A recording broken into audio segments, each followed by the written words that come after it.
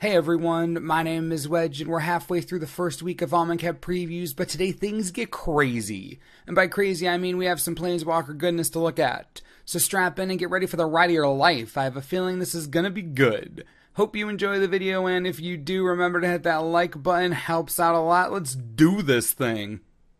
We'll begin with the entire Cartouche and Trial cycle. We saw the white Cartouche and the blue Trial just a few days ago, but here's the rest of both cycles in all their glory. Trial of Solidarity is 3 mana for an enchantment. When it enters the battlefield, creatures you control get +2/+1 and gain Vigilance until end of turn.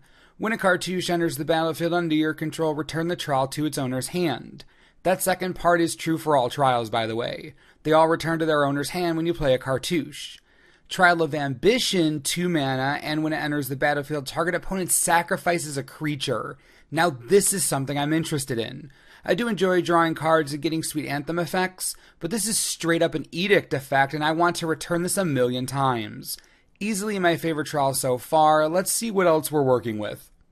Trial of Zeal is 3 mana, and when it enters the battlefield, it deals 3 damage to target creature or player. I do love me some removal, and all of you should as well, but 3 mana at sorcery speed isn't spectacular. Again, it's flexible, which is great, but still a bit slow even with the Cartouche recursion. I suppose it's sort of like card advantage in that you get to use the same card's effect, but still, it's not as good as the black Trial, that's for sure. Then we have Trial of Strength.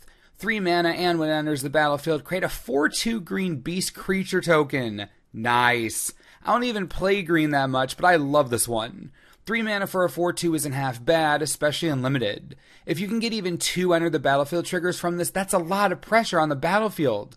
I gotta say, I think the Trial of Ambition and Strength, definitely my favorites, hands down, not even close. Now with these new trials come new Cartouches. We've already seen Cartouche of Solidarity, but let's take a gander at the rest of the cycle.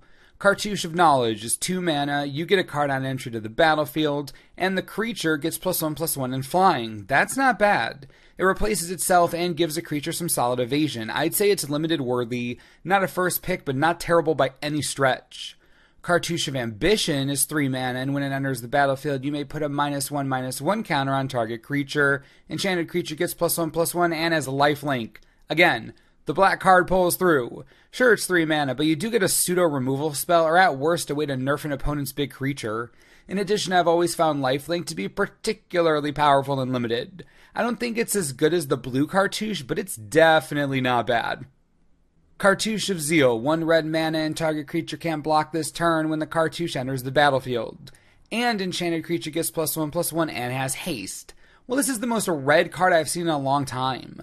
Get rid of a blocker, give haste to one of your creatures, and it only costs 1 red? Seriously, this is the epitome of the color. This is all red all the time, I love it. And finally, Cartouche of Strength, 3 mana, when it enters the battlefield, you may have enchanted creature fight target creature an opponent controls. Enchanted creature gets +1/+1 and has trample. Welp, there that goes. Green Cartouche is amazing. You get a green removal spell on top of a pump spell to make the creature fight better. Definitely the best Cartouche. You can't ignore solid removal. This is a more interesting cycle than I thought it would be. Seriously, color me impressed. Wow. Watchers of the Dead is 2 mana for a 2/2 artifact creature cat. Exile the Watchers, and each opponent chooses 2 cards in their graveyard and exiles the rest. I guess this is a way to brute force get rid of Delirium, but nothing has ever been fun when you give your opponent choices. They will always choose what's best for them, and it ends up giving you a diminished return on your investment. I like the card, and I wouldn't be nearly as harsh towards it if there were, I don't know, any other graveyard hate in the block, but the Watchers is what we have right now, and it isn't good enough at all. Sorry. I mean, at least it's a cat, and it's adorable. Gideon of the Trials is 1 of anything and 2 white for a 3 loyalty planeswalker. You can +1, and until your next turn, prevent all damage target permanent with deal. You can also 0, and until end of turn, Gideon becomes a 4/4 human soldier with indestructible that's still a planeswalker. Prevent all damage that would be dealt to him this turn. You can also 0, and you get an emblem with. As long as you control a Gideon planeswalker, you can't lose the game and your opponent can't win the game. Wait, what? What?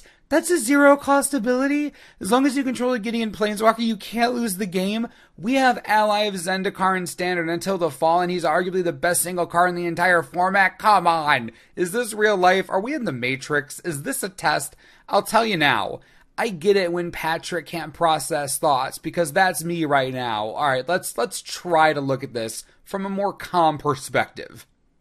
3-mana Planeswalkers are inherently dangerous, super cheap and powerful. +1, and you can basically make a permanent your opponent controls a little puppy dog until your next turn. Fantastic. Pseudo protects himself. His second ability is the one we've seen a million times, but he's a 4/4 for 3 instead of a 5/5 for 4, and basic math would tell you that's just better, which it is. And that last ability, we have no way to remove emblems from the game. Getting one with a zero-cost activation seems silly as all heck. I mean, how much more in your face can Gideon get with his indestructibility magic? It's to the point where you literally can't lose if he's on the battlefield. Dude has to die, right? I mean, the flavor of the card says that you literally can't lose when he's around, so for the Gatewatch to lose, he has to die. This is getting out of control. Let's just be real for a second. Worship is a powerful ability, and there are some strategies in multiple formats that really just can't deal with something like this. Gideon is bringing that to Standard on a stick. Super wonderful. Anyone else worried about this? And again, let me remind you, we already have an overpowered Gideon in Standard. This is unbelievable. This is just like the Wild West, except both sides are Gideon. The Sheriff is Gideon, the workers building the railroads, Gideon. You get what I mean. Nothing good can come from zero-cost emblems without a way to remove them. Mark my words. Painful Lesson is 3 mana for a sorcery. Target player draws 2 cards and loses 2 life. Alright, this is not Sign in Blood, it isn't Painful Truths, it isn't Read the Bones, and it isn't Live Fast.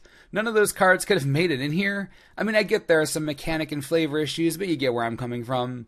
Painful Lesson seems like a watered-down version of draw spells that we're used to seeing, and more importantly, draw spells that we're used to seeing that aren't even close to being overpowered.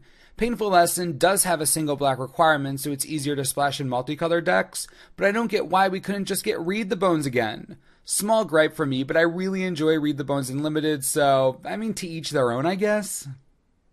Combat Celebrant is 3 mana for a 4/1 human warrior. If Combat Celebrant hasn't been exerted this turn, you may exert it as it attacks. When you do, untap all other creatures you control, and after this phase, there's an additional combat phase. This card's downright ridiculous. Not only are you getting 2 combat phases even if this dude dies on the first attack, but you get to untap all your other exert creatures. That's just bonkers crazy. Even in the context of the few exert cards we've seen so far, my goodness, this is powerful. Now, it is a 4/1, so it's probably not going to be able to survive much at all, but when you get 2 combat phases, a lot more can go right than can go wrong. Thank goodness it comes with a clause that stops you from exerting it over and over again. Imagine adding vigilance to this thing without that exert clause. Insanity. Also, something that has already been pointed out by a million people, the Celebrant and Kiki-Jiki do create infinite attack phases together. You make your copy, attack with the copy that you exert, everything untaps, including Kiki-Jiki, then you can just have Kiki again, make another copy, and basically do that forever or until you're interrupted. I love this card, I can't wait to see what it can do. Hopefully it'll make constructed waves because wowza, this is awesome. I mean, is there anything else left to talk about besides Gideon? Do we really care about anything else going on? We're dealing with another Gideon in Standard, and this one brings with it one of the most powerful abilities in all of Magic, literally not being able to die. I'm sorry, but I'm freaking out a little bit. Please let me know in the comments how you feel about the new Gideon. I think that with him and Gideon Ally of Zendikar, we have a real problem brewing. So again, please let me know what you think, and remember to stay tuned to the channel for the latest and most reliable Amonkhet spoiler information you could ever need. As always, thanks for watching, and we'll see you next time. This video is brought to you in part by TCGplayer.com. We're dealing with something crazy in Amonkhet right now, and I wouldn't be surprised if new Gideon ends up being a chase card in the set. If you want to pre-order your boxes right this second for a super cheap price, TCG Player has your back, and you will totally open Gideons, just all the Gideons forever. $92 each for boxes of Amonkhet, not going to find better prices elsewhere. Super cheap if you don't have a local game store. Get your God Pharaoh Bolus fix right here. Click the link if you want, it helps the channel. Win-win, enjoy.